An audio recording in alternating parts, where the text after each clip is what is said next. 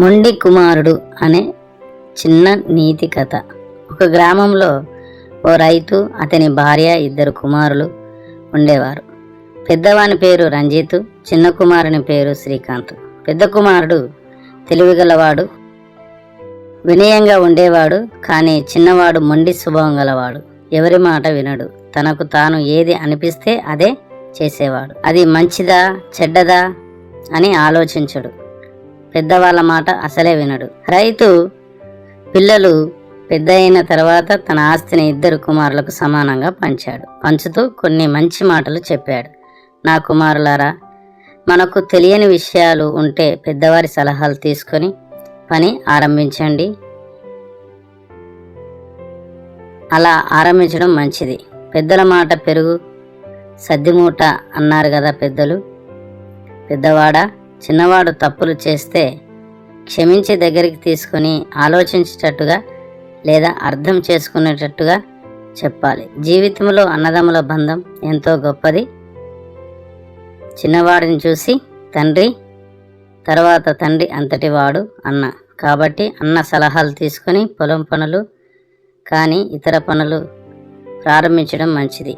ముక్కుసూటిగా కాకుండా పెద్దల్ని గౌరవించడం నేర్చుకో. జీవితంలో పై స్థాయికి వస్తావు అని చెప్పి తన ఆస్తిని పంచి ఇచ్చాడు. పెద్దవాడు తన పొలము చక్కగా పండించుకుంటూ మంచి పంటలు పండించేవాడు. ఒక చిన్న పిల్లలను కాపాడుకున్నట్టే తన పొలాన్ని కాపాడుకునేవాడు. జాగ్రత్తగా పొలం పనులు చేసుకునేవాడు. మొండి కుమారుడు పొలం పనిలో ఆసక్తి లేకుండా తండ్రి పంచి ఇచ్చిన సొమ్మును తాగుడుకు, విలాసాలకు ఇష్టానుసారంగా ఖర్చు చేసేవాడు. అప్పులు ఎక్కువగా కావడంతో తండ్రి పంచి ఇచ్చిన ఆస్తిని కూడా తన అన్నకు, ఇతరులకు అమ్మేశాడు. చివరికి అడుక్కునే స్థాయికి దిగజారాడు. కొంతకాలానికి అతడు పేదవాడయ్యాడు. తినేందుకు తిండి లేక, దుస్తులు లేక చివరికి తిరిగి తన అన్న దగ్గరకు వెళ్ళాడు. అన్నయ్య రంజిత్ తన తండ్రి చెప్పిన మాటలు జ్ఞాపకం చేసుకుని తండ్రి మాటను గౌరవించి తండ్రి మీద ప్రేమతో, దయతో తన తమ్ముణ్ణి ఆశ్రయం ఇచ్చినాడు. ఇచ్చే ముందు ఒక కండిషన్ పెట్టినాడు. నేను చెప్పిన మాట వినాలి. ఒప్పుకోక తప్పలేదు శ్రీకాంత్కు. మొండి కుమారుడు తన తప్పు గ్రహించాడు. అన్న దగ్గర కృతజ్ఞతతో కష్టపడి పనిచేయడం నేర్చుకున్నాడు. చివరకు శ్రీకాంత్ మంచి పేరుతో పాటు మంచి జీవితం గడిపాడు. చివరికి అన్నదమ్ములు కలిసిమెలిసి జీవించారు. నీతి: మొండి స్వభావం మన జీవితాన్ని కష్టంలోనికి నెట్టేస్తుంది.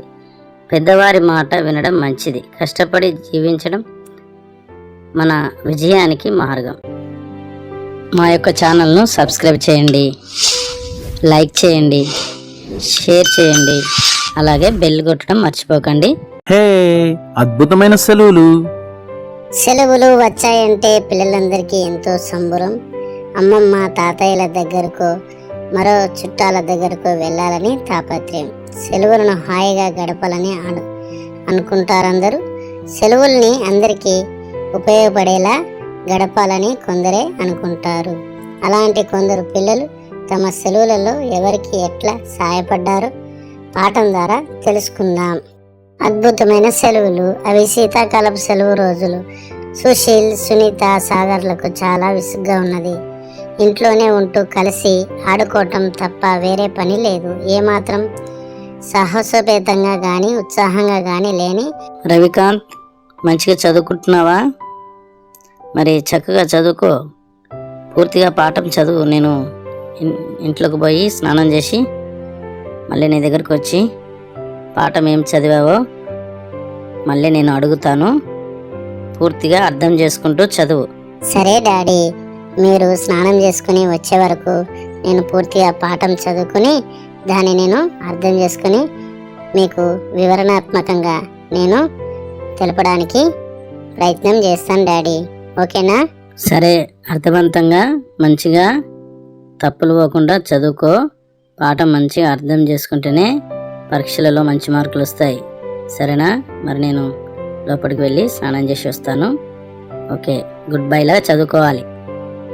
మెత్తలతో కొట్టుకుంటూ ఇంట్లో పరుగులు పెడుతూ ఉంటే వాళ్ళ పిన్ని సావిత్రి, ఏమిటిది వెళ్ళండి, పనికి అడ్డు రాకండి అన్నది. అబ్బా, ఇంకేం చెయ్యాలి? మేము నాటక ప్రదర్శన తర్వాత తాము 800 రూపాయలు విరాళాల ద్వారా సేకరించమని, దానికి తాము పొదుపు చేసి దాచుకున్న డబ్బులు కలిపి రేడియోతో పాటు ఒక టేపు రికార్డర్ కూడా వృద్ధాశ్రమానికి కొని ఇవ్వగలుగుతున్నామని సుశీల్ ప్రకటించాడు. ఈ సెలవులను ఇట్లా పెద్దవాళ్ళ ఆనందం కోసం వినియోగించిన పిల్లలను చూసి వృద్ధులంతా చాలా ఆనందించారు, అందరినీ దీవించారు. నేను పాఠం పూర్తిగా చదువుకుని అర్థం చేసుకున్నాను. మా డాడీ వస్తే పూర్తిగా పాఠం మా డాడీకి వివరించాలి. రవికాంత్, పూర్తిగా పాఠం చదివావా? దాన్ని అర్థం చేసుకున్నావా? అయితే అర్థం చేసుకుంటే మరి నీకేమైతే విషయాలు అర్థమైనాయో అవన్నీ కూడా నాకు చెప్పు. నీకు అర్థమైన విషయాలే క్లుప్తంగా, అర్థవంతంగా, నెమ్మదిగా చెప్పు. అద్భుతమైన సెలవులు అనే పాఠం డాడీ సుశీల్, సునీత, సాగర్లు మరి వాళ్ళ ఇంట్లోనే ఉంటారు. ఆ సమ్మర్ హాలిడేస్లలో మరి వాళ్ళు వేరే ఊరికి, టూర్ లాంటి ఊరికి వెళ్ళరు. అయితే వాళ్ళ ఇంట్లోనే కొన్ని రోజులుగా ఉంటారు. అయితే ఇంట్లో ఉన్నప్పుడు వాళ్ళకు చాలా విసుగు వస్తుంది, బోరు కొడుతుంది. ఆ బోరు కొట్టినప్పుడు ఆ దిండులతో వాళ్ళు ఆడుకుంటూ ఉంటే సావిత్రి పిన్ని ఎందుకు ఆ యొక్క మెత్తలను అలా చేస్తున్నారని వాళ్ళని గద్దిస్తుంది. గద్దించి మీరు బయటికి పోయి ఆడుకోపోండి అని చెప్తే వాళ్ళు కూడా విసుకొచ్చి ఇంట్లోకి వెళ్ళి బయటికి ఆడుకోవడానికి వెళ్తారు. కొద్ది దూరంలో ఉన్న పూల తోటకు వెళ్తారు. అక్కడ ఆ తోటమాలి ఒక మంచి సలహా ఇస్తాడు. మీరు మీ తల్లిదండ్రులకు ఈ పూలు కోసుకొని పోయి ఇస్తే వాళ్ళు చాలా సంతోషపడతారు కదా అని అంటాడు. అంటే సుశీల్, సునీత, సాగర్లకు మంచిగా అనిపిస్తుంది ఆ మాట. వాళ్ళు కూడా మరి గులాబీ పూలు అలాగే చామంతి పూలతో చక్కటి బొకే తయారు చేస్తాడు. తయారు చేసిన తర్వాత సాగర్కి ఒక ఆలోచన వస్తుంది. సాగర్ ఏమంటాడంటే, మరి ఇది మన దగ్గరలో ఉన్న వృద్ధాశ్రమంలో ఉండే వారికి ఇస్తే వాళ్ళు, ముసలి వాళ్ళు చాలా సంతోషపడతారు కదా, అక్కడికి పోయి ఇద్దామా అని అనుకుంటారు. వాళ్ళందరికీ ఆలోచన నస్తుంది. వాళ్ళ దగ్గరికి వీళ్ళు వెళ్తారు. ఆ వృద్ధులు ఆ బొకేని తీసుకొని ఎంతో సంతోషపడతారు. వృద్ధులతో కొద్దిసేపు వాళ్ళు గడుపుతారు. ఆ సమయంలో ఈ ముగ్గురు పిల్లలు కూడా ఒకటి అడుగుతారు, మీకు ఎలా టైం పాస్ అవుతుంది అని అంటే వాళ్ళు కొన్ని విషయాలు చెప్తారు. ఏముంది, దేవునికి కొద్దిసేపు ప్రార్థన చేసుకుంటాం, కొద్దిసేపు ముచ్చట్లు పెట్టుకుంటాం, ఇంకా కాలక్షేపం ఇంకేముంటుంది, భోజనం చేసుకొని నిద్రపోతాం అని అంటారు. మీ దగ్గర ఈ టీవీ కానీ, రేడియో కానీ, ఇంకా టేప్ రికార్డ్ కానీ ఏమీ లేవా అని ముగ్గురు పిల్లలు అడుగుతారు. అయితే మాకు ఏమి లేవని అంటారు. అయితే వాళ్ళు ఎంతో బాధపడతారు. బాధపడి తిరిగి ఇంటికి వస్తారు. ఇంటికి వచ్చి డిస్కషన్ చేసుకుంటారు. వాళ్ళకి ఏదైనా ఒక సహాయం చేయాలి అని ఆలోచన చేస్తారు. కనీసం వాళ్ళకు టికెట్లు తీసుకొని ఏదైనా సినిమా కన్నా చూపించాలని ఒకరు అంటారు. అయితే ఆ సినిమాలకు తీసుకుపోయే అంత డబ్బులు మన దగ్గర లేవు అని ఇంకొకరు అంటారు. ఇట్లా వాళ్ళ మధ్యలో డిస్కషన్ జరిగితే మధ్యలో ఒక వ్యక్తికి మంచి ఆలోచన వస్తుంది. సుశీల్కు మంచి ఆలోచన వస్తుంది. సినిమాకి తీసుకుపోయేదానికంటే నాటకంలో మంచి అనుభవం ఉంది కదా, ఒక నాటకం వేస్తే బాగుంటుందని తన మనసులో అనుకుని గట్టిగా అరుస్తాడు. ఏంటిది ఆలోచన అని సునీత, సాగర్ గట్టిగా అడుగుతాడు. అప్పుడు మనమంతా కూడా స్కూల్లో నాటకాలు వేసినాం కదా, మా అనుభవం ఉంది కదా, వాళ్ళకు ఒక నాటక ప్రదర్శన వేస్తే, ఒక నాటకం వేస్తే వాళ్ళు ఎంతో సంతోషపడతారు కదా వృద్ధులు అని మరి సుశీల్ చెప్తాడు. అందరికీ ఆలోచన నచ్చలేదు. చివరికి ఆలోచన మరి నిజమే చేద్దామని అనుకుంటాడు. తనతో ఉండే స్నేహితులను కొంతమందిని కలుపుకొని నాటకాన్ని వేస్తారు. వేసి ఆ వచ్చిన డబ్బులన్నీ కూడా జమ చేస్తారు. జమ చేసి మరి ఏదైనా టేప్ రికార్డ్ అలాగే రేడియో, టీవీ కానీ కొనిద్దామని ఆలోచన చేసుకుంటారు. దానికి కావాల్సిన ఏర్పాట్లు మరి చక్కగా చేసుకుంటారు. సుశీలు ఆ రోజంతా కూడా మరి పగలంతా కూడా కదలకుండా కూర్చొని సంభాషణలు కావాల్సిన ఆ నాటకానికి కావాల్సిన మాటలన్నీ కథన రూపంలో రాసుకుంటాడు. మిగతా వాళ్ళందరూ కూడా యాక్షన్ ప్రాక్టీస్ చేస్తారు. చివరికి ఆ నాటకానికి కావాల్సిన ఆ వృద్ధాశ్రమంలో కుర్చీలు అలాగే బెంచీలు ఇంకేమైతే అవసరం ఉంటాయో అవన్నీ కూడా పక్క వాళ్ళ ఇంట్లో నుంచి తీసుకొని వచ్చి ఆ నాటక ప్రదర్శన అంటే ఆ యొక్క నాటకానికి కావాల్సినవన్నీ కూడా సమకూర్చుకొని ఆ స్టేజ్ని తయారు చేసుకొని చివరికి ఆ నాటకాన్ని ప్రదర్శిస్తే అద్భుతంగా వృద్ధులందరూ కూడా ఎంతో సంతోషపడ్డారు. ఆ చుట్టుపక్కల నుంచి వచ్చిన వాళ్ళందరూ కూడా ఎంతో సంతోషపడి వారి నాటకాన్ని అభినందిస్తూ వచ్చారు.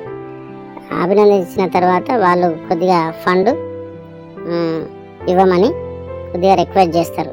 ఆ వచ్చిన ఆ విరాళాలన్నీ కూడా డబ్బులు తీసుకుంటారు. తీసుకొని చివరికి జమ చేస్తే 800 రూపాయలు జమ అవుతాయి. ఆ 800 రూపాయలతో ఒక చిన్న టేప్ రికార్డు అలాగే రేడియో 2 వాళ్ళకు కొనిస్తారు. చివరికి వాళ్ళు కొనిచ్చి ఎంతో సంతోషపడతారు డాడీ. ఇదే ఈ అద్భుతమైన సెలవులలో ఈ పాఠంలో ఉండే ఆ ముగ్గురు పిల్లలు చేసిన పని. రవికాంత్ మంచిగా చెప్పినావు. పాఠం అంతా అర్థం చేసుకొని చక్కగా అర్థవంతంగా చెప్పినావు. అలాగే ఎగ్జామ్లో కూడా వస్తే చక్కగా క్వశ్చన్స్కు ఆన్సర్స్ చేసే విధంగా నీ మనసులో పాఠం ఉంచుకోవాలి. మరి నువ్వేం నేర్చుకున్నావు చెప్పు ఈ పాఠం ద్వారా? ఈ పాఠం ద్వారా నేను కూడా పెద్దవాళ్ళకి సహాయం చేయాలని, తల్లిదండ్రులను గౌరవించాలని, టీచర్లని గౌరవించాలని నేర్చుకున్నాను. వారికి సేవ చేస్తే ఎంతో సంతోషం కలుగుతుందని నేను కూడా తెలుసుకున్నాను డాడీ. పిల్లలు ఈ పాఠం మొత్తం విన్నారు కదా. మీరు కూడా మీ పెద్దవాళ్ళకు సహాయం చేయండి. అదేవిధంగా ఈ ఛానల్ సబ్స్క్రైబ్ చేయండి, లైక్ చేయండి, షేర్ చేయండి. అందరికీ చాలా థ్యాంక్స్.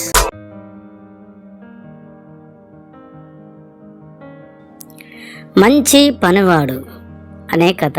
అనగనగా ఒక ఊరిలో సూరయ్య అనే పనివాడు ఉండేవాడు. చంద్రయ్య గారి దగ్గర జీతగాడిగా కొన్ని రోజులుగా చేస్తున్నాడు. ఆయన ప్రతిరోజు సూర్యుడు ఉదయించక ముందే లేచి పొలం పనులు చేస్తాడు, పశువులను చూసుకుంటాడు, ఇంటి చుట్టూ పనులు చేస్తాడు. ఆయన యజమాని చంద్రయ్యకు కొద్దిగా నమ్మకం అనిపించింది. ఒకరోజు చంద్రయ్య గారు ఆయన కుటుంబంతో పాటు ఒక 10 రోజుల పాటు ఊరికి బయటికి వెళ్ళవలసి వచ్చింది. వెళ్ళే ముందు సూరయ్యను పిలిచి ఇలా అన్నాడు. సూరయ్య, ఈ ఇంటిని పొలాన్ని నీకు అప్పగిస్తున్నాను. మేము తిరిగి వచ్చే వరకు అన్నీ చక్కగా చూసుకో. మేము ఇక్కడ ఉండమని పని పక్కకు పెట్టి ఇంటికి పోయి పండుకునేవు.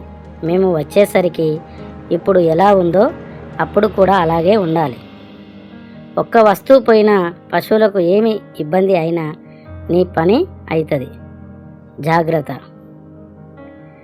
సరే అయ్యగారు, మీరు ఊరికి వెళ్ళిరండి. నేను చక్కగా ఇంటిని చూసుకుంటాను, పశువులను వస్తువులను కూడా చూసుకుంటాను.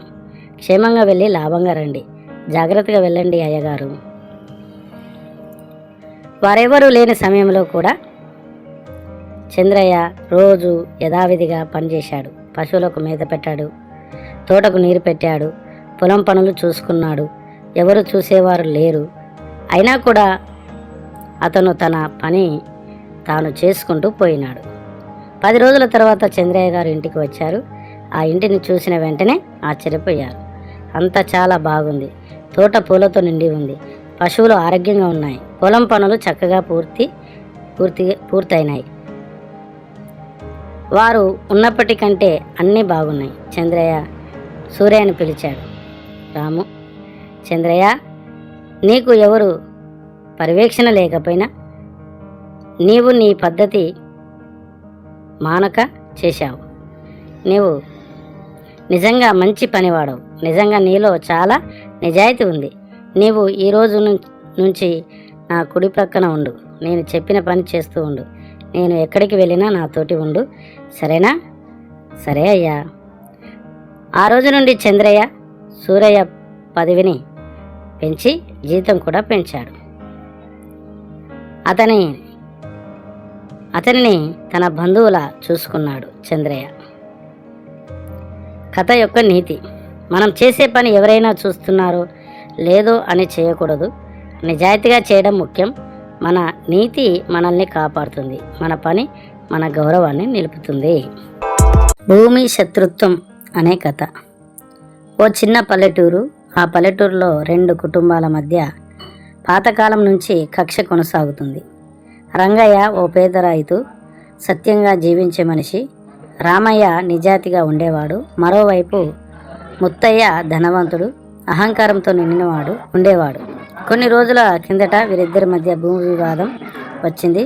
కోర్టులు, పోలీసులు మధ్య రంగయ్య విసిగిపోయాడు. చివరికి ముత్తయ్య తన అధికారంతో ఆ భూమిని దక్కించుకున్నాడు. అప్పటి నుంచి రంగయ్య తన హృదయంలో పగ నాటుకుపోయింది. ఏదో ఒక రోజు నా పగ తీర్చుకుంటా అని మనసులో గట్టిగా అనుకున్నాడు. కాలం గడిచింది. రంగయ్య కుమారుడు రాజు చదువులో ఎంతో తెలివిగా ఎదిగాడు. అదే ఊరిలో ముత్తయ్య కుమారుడు మనోజ్ మంచి విద్యార్థిగా ఉన్నాడు. మంచి మనసున్నవాడు. వారు ఒకే స్కూల్లో ఒకే కాలేజీలో చదువుకున్నారు. అలా స్నేహితులయ్యారు. రాజు, మీ ఇంటికి నన్ను తీసుకెళ్ళవా? చిన్నప్పటి నుంచి నిన్ను అడగాలని నాకు ఆశగా ఉన్నది, కానీ అడగలేకపోయాను. ఇప్పుడు ధైర్యం చేసి అడుగుతున్నాను. దయచేసి నన్ను మీ ఇంటికి తీసుకెళ్ళవా? మీ ఇల్లును చూస్తా. మీ ఇంటి వారినందరినీ కూడా కలిసినట్టుగా ఉంటుంది. దానికి ఏముంది, ఓ రోజు నేను తీసుకెళ్తాను.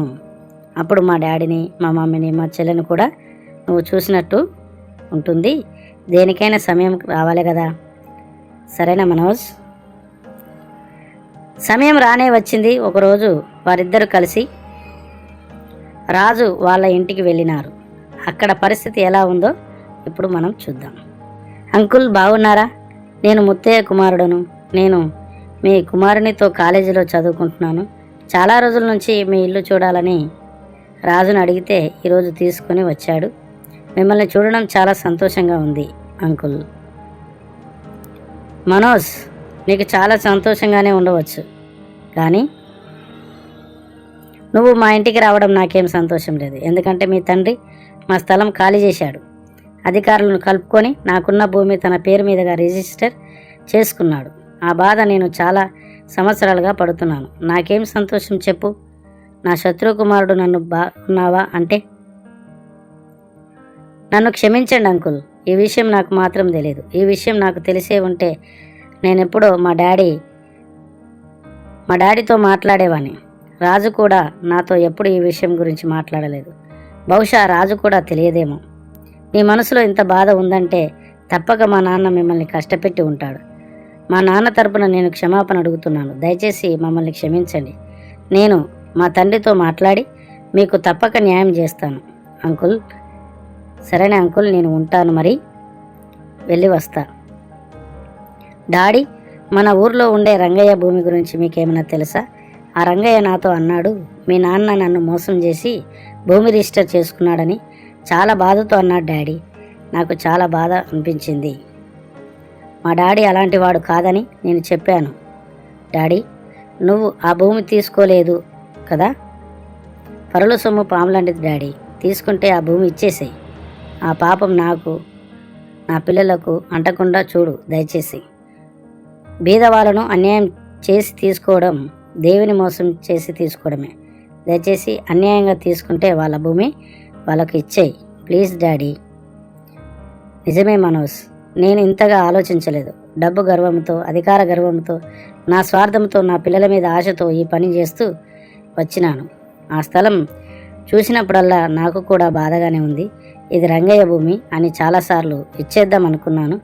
నాలో అహం అడ్డం వచ్చింది, ఇవ్వలేకపోయాను. మనోజ్, నన్ను క్షమించరా. ముత్తయ్య, భూమి ముత్తయ్యకి ఇచ్చేద్దాం. నేను కాదు నాన్న, రంగయ్య నిన్ను క్షమించాలి. అప్పుడే రాజు నేను కలిసి ఉంటాం. మనం కుటుంబాలలో సమాధానం కూడా ఉంటుంది.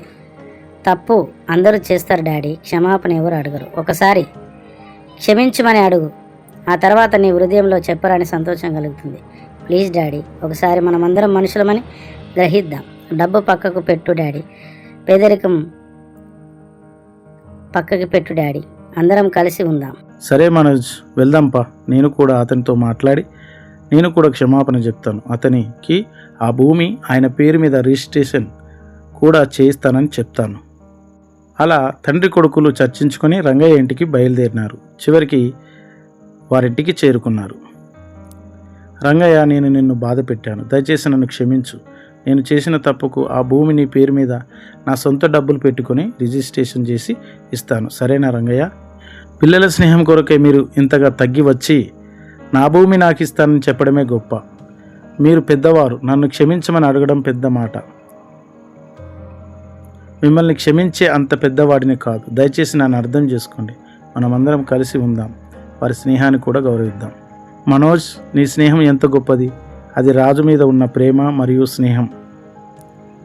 నేను నీ తండ్రి మీద పగ పెట్టుకున్నాను, కానీ నీ ప్రేమను చూసి నేను మారిపోతున్నాను. పగతో జీవితాలు నిర్మించలేం, ప్రేమే మార్గం అని రుజువుపరిచావు మనోజ్. చాలా థ్యాంక్స్. నీతి: పగ అనేది మన హృదయం దూరం చేస్తుంది, కానీ స్నేహం, ప్రేమ, మార్పు ఇవే నిజమైన శక్తులు. వాటి ముందు పగ నిలవదు, శత్రుత్వం నిలవదు.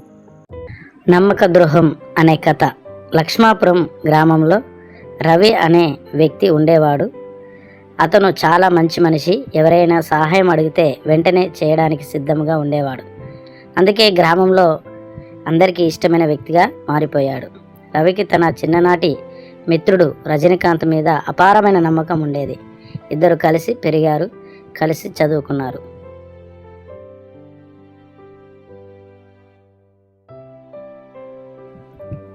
రవి కొద్దిగా డబ్బు కావాలి, నేను ఒక బిజినెస్ మొదలు పెట్టాలనుకుంటున్నా, నువ్వు సహాయం చేస్తావని ఇక్కడికి వచ్చాను, నా మాట కాదనవని ఇక్కడికి వచ్చాను, కొద్దిగా డబ్బు సహాయం చేయి, నా బిజినెస్ అభివృద్ధి చెందిన తర్వాత మళ్ళీ తిరిగి నీ డబ్బులు నీకు ఇచ్చేస్తాను.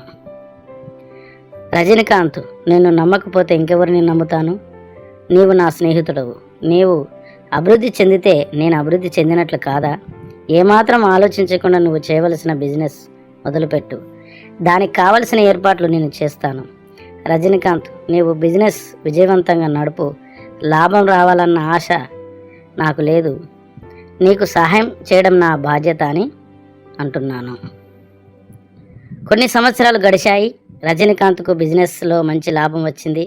రజనీకాంత్కు వ్యాపారంలో డబ్బు రాగానే రవిని మర్చిపోయాడు. రవి వ్యాపారంలో నష్టం వచ్చింది. రజనీకాంత్ ధనవంతుడయ్యాడు. రవి వ్యాపారంలో నష్టంలో మునిగిపోయాడు.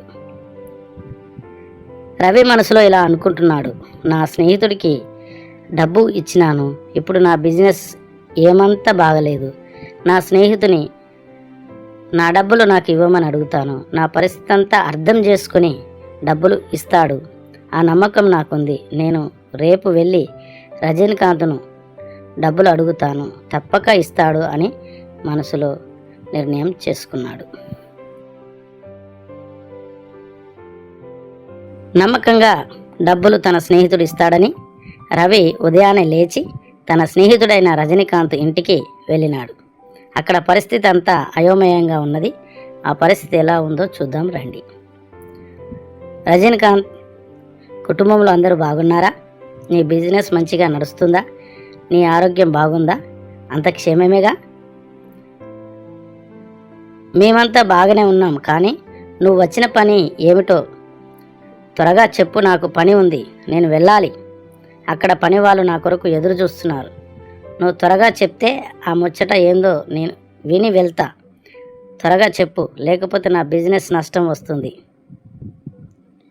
రజనీకాంత్: నా బిజినెస్ అంతా బాగలేదు, ఇంటి పరిస్థితి గడవడం చాలా కష్టంగా ఉంది, పని వాళ్ళకు జీతాలు ఇవ్వడం కూడా కష్టంగా ఉంది, కొద్ది డబ్బు సర్దుతావని ఇక్కడికి వచ్చినాను, నా స్నేహితుని అని నమ్మి ఇక్కడికి వచ్చినాను, తప్పక సర్దుతావు కదా? రవి: నీవేం పెద్ద మనిషివి, అప్పుడు సహాయం చేస్తానని ఇచ్చిన డబ్బు ఇప్పుడు అడుగుతావా? ఇదెక్కడి ధర్మం? సహాయం చేసిన దానిని తిరిగి ఇవ్వమనడం మానవత్వం అనిపించుకోదు, స్నేహానికి ద్రోహం అవుతుంది. కాబట్టి నా దగ్గర డబ్బు లేదు, నా బిజినెస్ అంతంత మాత్రమే ఉంది, నా పరిస్థితి కూడా బాగలేదు. దయచేసి మళ్ళీ డబ్బుల కోసం ఇంటికి రాకపోవడం మంచిది. ఉంటా మరి, నేను వెళ్తున్నాను అని అక్కడి నుండి రజనీకాంత్ వెళ్ళిపోయాడు. రజనీకాంత్ రవితో ముఖాముఖిగా కఠినంగా మాట్లాడడం జరిగింది. రవి చిన్న ముఖం వేసుకొని ఇంటి బాట పట్టినాడు. అలా కొన్ని సంవత్సరాలు గడిచిపోయినాయి. రవికి బాధ కలిగింది. నమ్మిన మిత్రుడు ఇలా చేస్తాడని ఊహించలేదు. రవి మాత్రం ఊరికే కూర్చోలేదు. రవి కష్టాన్ని నమ్ముకున్న వ్యక్తి కాబట్టి పనిచేస్తూ తాను నమ్మిన మార్గంలోనే నడిచాడు. కొద్ది సంవత్సరాల్లోనే అతను మంచి స్థాయికి ఎదిగాడు. కాలం గడిచిన కొద్దీ దేవుడు కొందరికి గుణపాఠం నేర్పుతూ ఉంటాడు. అందులో రజనీకాంత్ కూడా ఉన్నాడు. రజనీకాంత్ బిజినెస్ పరాజయం చెందింది. అప్పులకిచ్చి బతుకుదేరు కోల్పోయాడు. చివరికి తిరిగి రవి వద్దకు వచ్చాడు. కాళ్ళ మీద పడిపోయాడు. నన్ను క్షమించు, నాది తప్పు. నీ స్నేహాన్ని కోల్పోవడం నాదే తప్పు. దయచేసి నన్ను మన్నించు. నీవు మనసులో ఏదో పెట్టుకోకుండా మరొకసారి నాకు సహాయం చేయి. నేను నిన్ను క్షమించాను, కానీ ఒక్క మాట. క్షమించగలను, కానీ మళ్ళీ నమ్మలేను. నమ్మకం కోల్పోయిన వాడు తిరిగి దాన్ని పొందాలంటే జీవితాంతం కష్టపడాలి. అది నువ్వు తెలుసుకోవాలి. రవిని క్షమించి సహాయం చేయకుండా తిరిగి ఇంటికి పంపినాడు. నీతి: నమ్మకాన్ని కోల్పోవడం చాలా తేలిక, కానీ తిరిగి దాన్ని సంపాదించుకోవడం చాలా కష్టం. నమ్మిన వారిని మోసం చేయకూడదు. మల్లాపురం అనే గ్రామంలో ఇద్దరు అన్నదమ్ములు ఉండేవారు.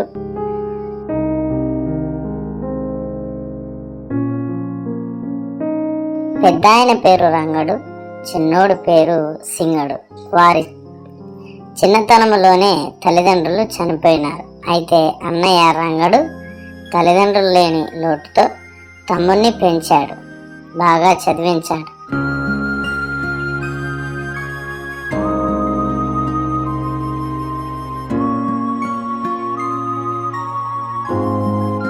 అన్న రంగడు వ్యవసాయ పని చేసుకుంటూ పల్లెటూరులోనే ఉన్నాడు. తమ్ముడు సింగడు చదువుకున్నవాడు కాబట్టి సిటీలో స్థిరపడ్డాడు. ఇలా చాలా కాలం గడిచిపోయింది.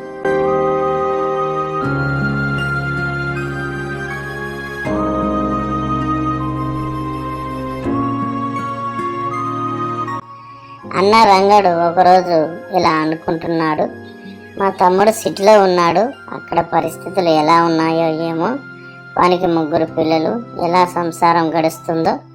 సిటీలో రూమ్ కిరాయిలు, ఇంటి ఖర్చులు, రవాణా ఖర్చులు, హాస్పిటల్ ఖర్చులు బాగా ఉంటాయి కదా. తమ్ముడు ఎలా ఉంటున్నాడో ఏమో, కనీసం నేను సంపాదించిన దానిలో కొంత మా తమ్మునికి పంపుతా అనుకున్నాడు రంగడు.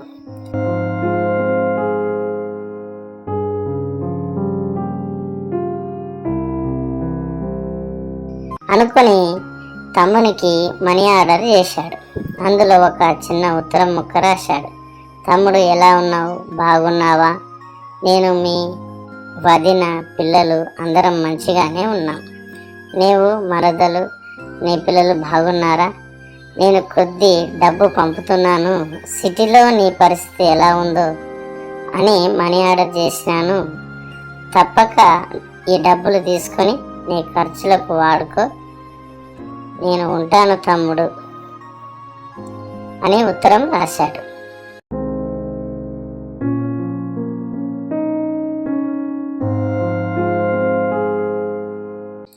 తమ్ముడు సింగడు తన మనసులో ఏ విధంగా అనుకుంటున్నాడు, మా అన్న చిన్న పల్లెటూరులో ఉన్నాడు. అన్నకి 2 పిల్లలు, వారి చదువులు ఎలా ఉన్నాయో ఏమో, వారి ఖర్చులు ఎలా ఉన్నాయో ఏమో, అక్కడి పరిస్థితులు ఎలా ఉన్నాయో ఏమో, పంటలు ఎలా ఉన్నాయో ఏమో. ఇంతవరకు మా అన్న కనీసం ఒక ఉత్తరం ముక్క కూడా రాయలేదు. అక్కడ పరిస్థితి బాగలేనట్టుంది. కనీసం నేను సంపాదించిన దాంట్లో నుండి కొద్దిగా మా అన్నకు పంపుతాను. ఇది చాలా మంచిది. నేను వెంటనే ఉత్తరం రాస్తానని అనుకొని ఒక ఉత్తరం రాశాడు.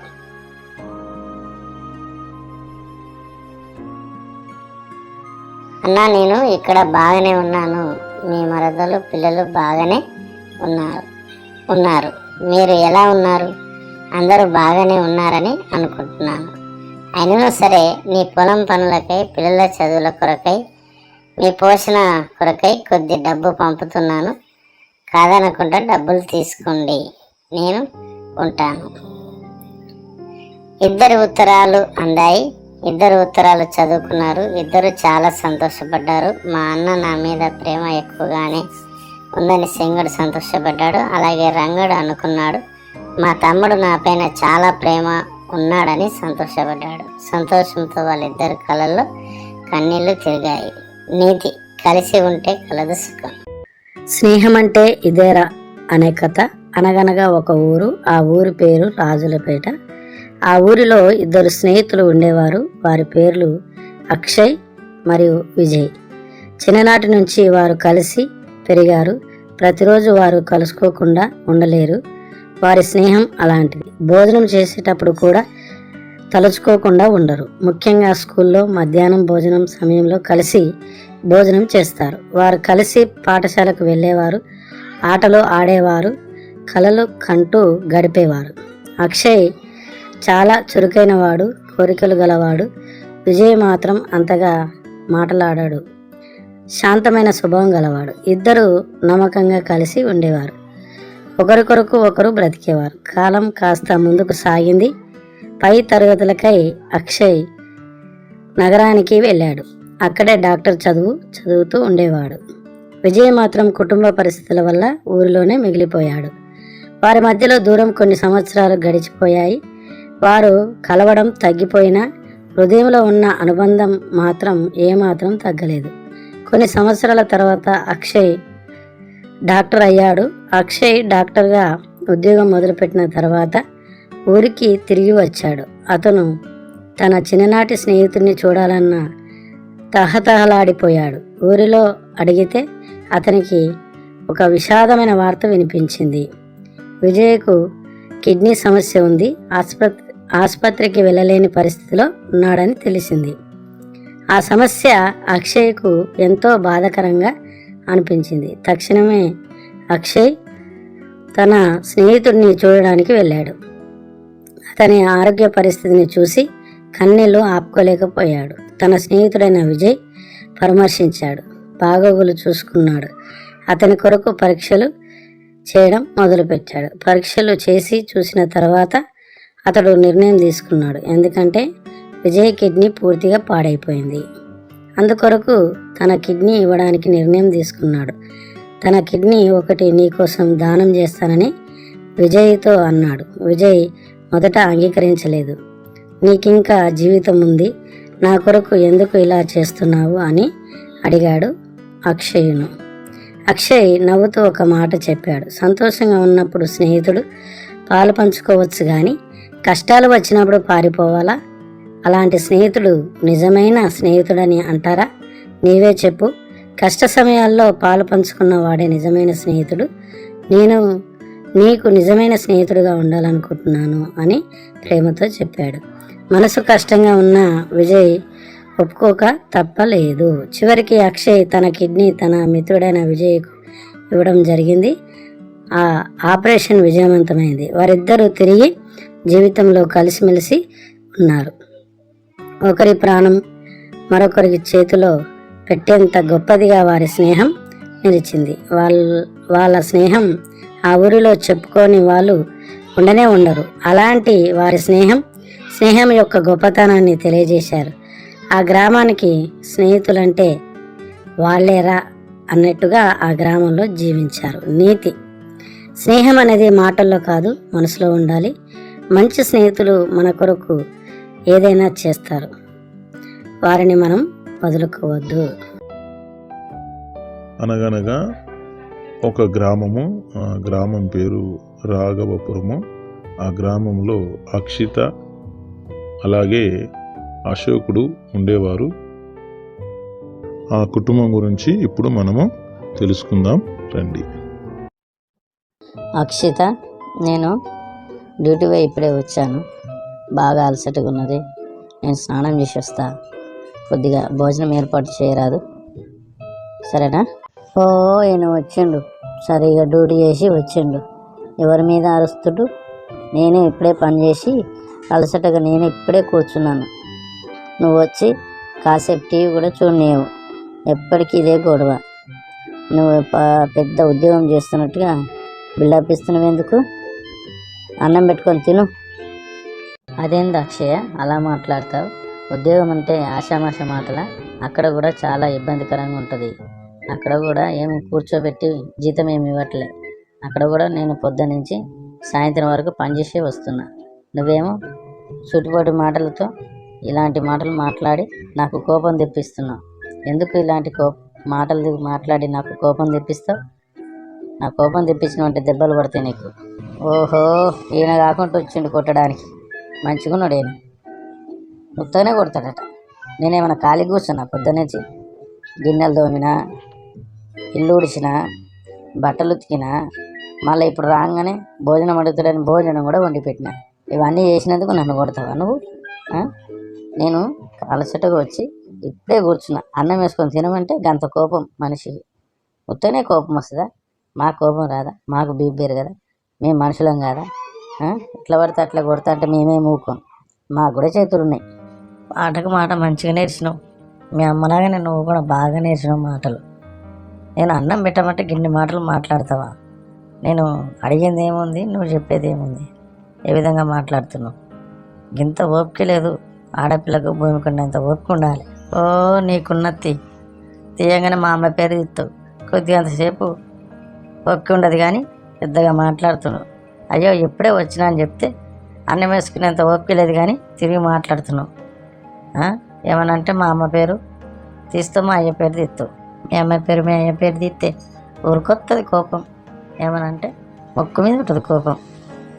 ఇంత ఓపిక ఉండదు కానీ ఏమన్నావు ఇప్పుడు? మళ్ళీ మా అమ్మ పేరు మా అయ్య పేరు తీస్తావా? మాటకు నేర్చావు. నీ సంగతి అయితే చూడు. ఈ విధంగా గొడవ ద్వారా అశోక్ అక్షితను 4 దెబ్బలు వేస్తాడు.